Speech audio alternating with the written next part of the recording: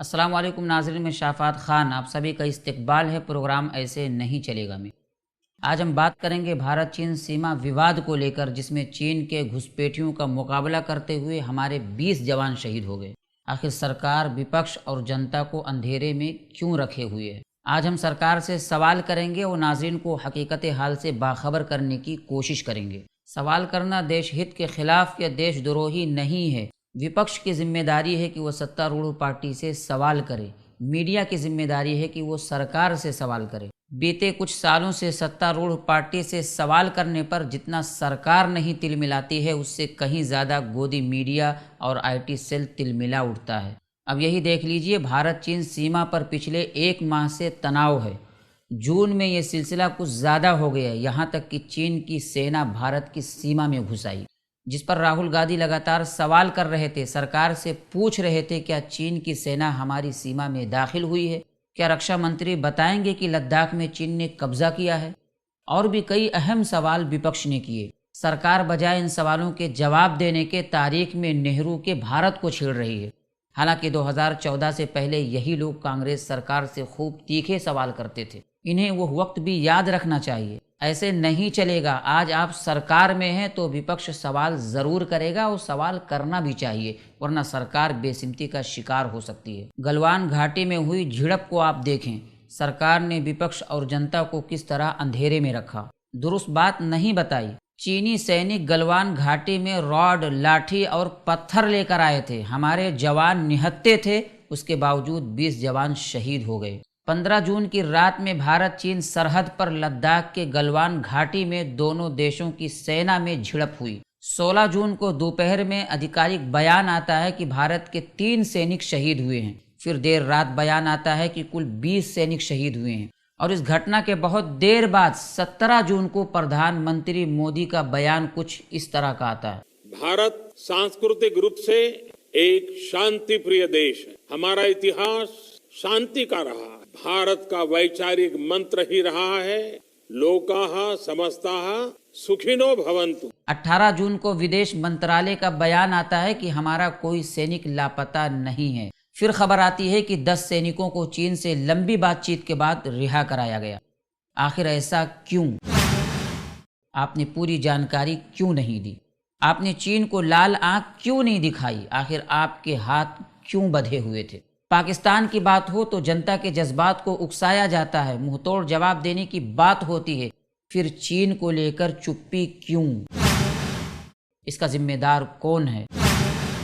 ऐसे नहीं चलेगा। अगर हमारी सेना को नुकसान पहुंचता है, चीन हमारी ज़मीन को हड़पने की नापाक कोशिश करता है, तो आप उसे भी मुंहतोड़ जवाब दें। चीन के तई भी जनता में आक्रोश है। 19 जून को मोदी जी के जरिए बुलाई गई ऑल पार्टी मीटिंग में सोनिया गांधी ने कहा, हकीकत में इतना वक्त गुजर जाने के बाद भी हमें इस संकट के बहुत से अहम पहलुओं के बारे में अंधेरे में रखा गया है। मेरे ख्याल में सरकार को ये इजलास 5 मई 2020 को लद्दाख और दूसरी जगहों पर चीनी घुसपैठ की खबर के फौरन बाद बुलाना चाहिए था। हमेशा की तरह पूरा देश चट्टान की तरह खड़ा होता और सरकार की तरफ से देश की सीमाओं की अखंडता की रक्षा के लिए उठाए गए इक़दामात में अपना भरपूर ताउन करता। ऑल पार्टी मीटिंग के बाद विपक्ष के सवालों का जवाब देते हुए प्रधानमंत्री मोदी जी ने कहा, ना वहाँ कोई हमारी सीमा में घुस आया है और ना ही कोई घुसा हुआ है, ना ही हमारी कोई पोस्ट किसी दूसरे के कब्जे में है।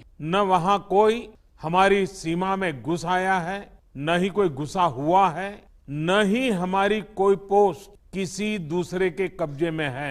लद्दाख में हमारे 20 जवान शहीद हुए, लेकिन जिन्होंने भारत की तरफ आंख उठाकर देखा था, उन्हें सबक सिखा गए। सवाल यह है कि अगर हमारी सीमा में चीनी सैनिक नहीं घुसे थे, तो फिर ये गलवान घाटी में झड़प किस चीज को लेकर हुई? हमारे 20 जवानों की जानें कैसे गईं? मोदी जी ने कहा कि जिन्होंने भारत की तरफ आंख उठाकर देखा था, उन्हें सबक सिखा गए। इसका मतलब है कि वो हमारी सीमा में दाखिल हुए थे, और जब हमारे जवान उन्हें सबक सिखाने गए तो झड़प हुई होगी और 20 जवान शहीद और कुछ जख्मी हुए होंगे। सवाल ये भी है कि फिर सरकार और खुफिया एजेंसियां इतने दिनों तक क्यों खामोश थीं? किस चीज़ का इंतज़ार कर रही थीं? ऐसे नहीं चलेगा।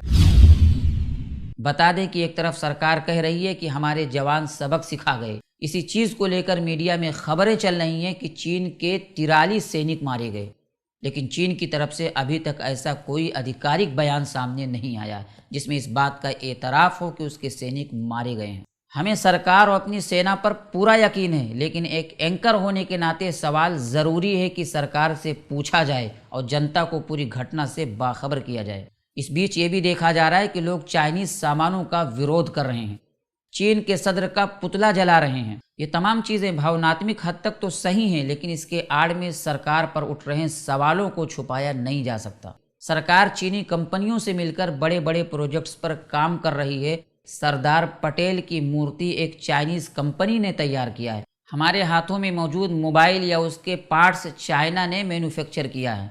इसका क्या करेंगे? एक मंत्री रामदास अठावले हैं, वो तो यहाँ तक कह गए कि चाइना का बहिष्कार करने के लिए चाइनीज आइटम न खाया जाए। चाइनीज होटल्स है, चाइनीज रेस्टोरेंट है, ऐसे रेस्टोरेंट पर पाबंदी लगानी चाहिए और चाइनीज रेस्टोरेंट चलाने वालों ने चाइनीज रेस्टोरेंट बंद करना चाहिए। ये एक जज्बाती बयान है और जनता को गुमराह करने के हरबे हैं। सवाल ये है कि सरकार इस मसले पर कितना गंभीर है। क्या सरकार चीनी कंपनियों से अपने प्रोजेक्ट्स वापस लेगी? क्या सरकार चीन से आ रहे सामानों पर पाबंदी लगाएगी? ऐसे नहीं चलेगा। पहले सरकार सख्त कदम उठाए और कड़ी कार्रवाई करे। सरकार की जिम्मेदारी है कि वो फैसला ले कि चीन के साथ भारत का व्यवहार और रिश्ता कैसा हो। चीन ने हमारे जवानों को मारा है।